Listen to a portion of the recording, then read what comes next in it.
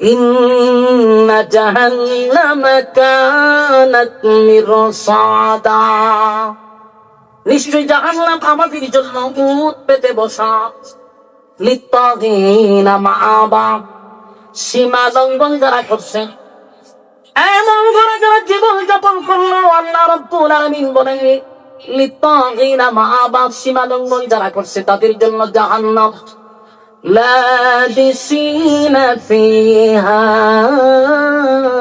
আহকাবা, যুগের পর যুগ সেখানে আমাদের অবস্থান করতে হবে।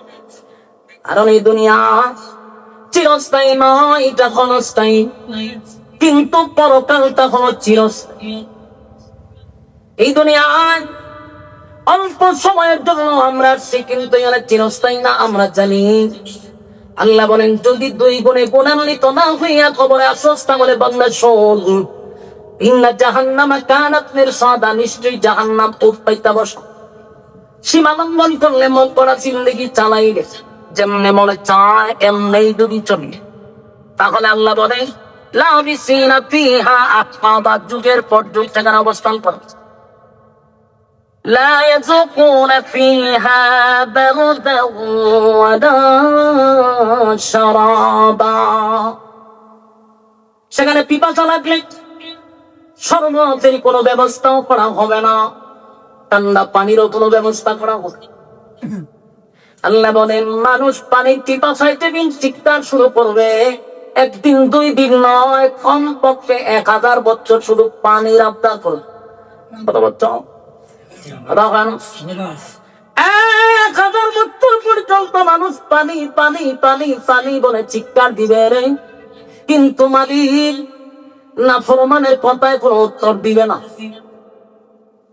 অথচ আল্লাহ বলেন দুনিয়া নামক জায়গায় যদি কোনো বান্দা বান্দি একবার যৌবনকালে আমার ডাক দিছে রে, 70 বার বান্দা বান্দির ডাকে জবাব দিছি।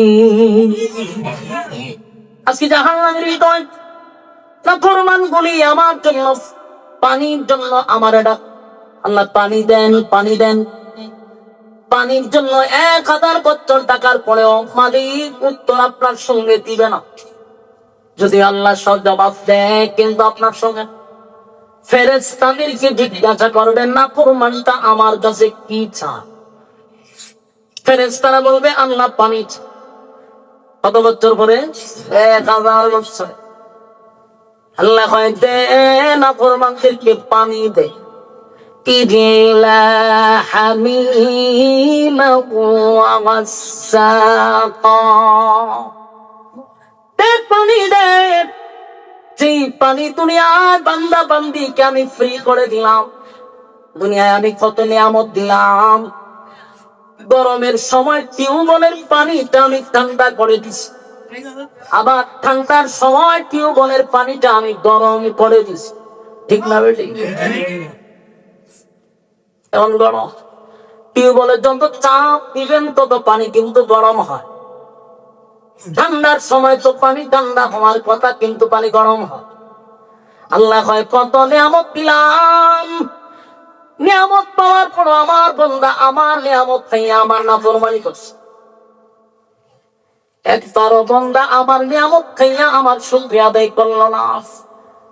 বলুন আল্লাহর নিয়ামতের অস্বীকার কি আমরা করতে পারবো? কোন নিয়ামতের আপনি অস্বীকার করবেন বলে? একটা মাছ যেভাবে পানির নিচে ডুবন্ত, আমরা আল্লাহর নিয়ামতের মধ্যে ডুবেন। সুবহানাল্লাহ। فبأي آلاء ربكما تكذبان,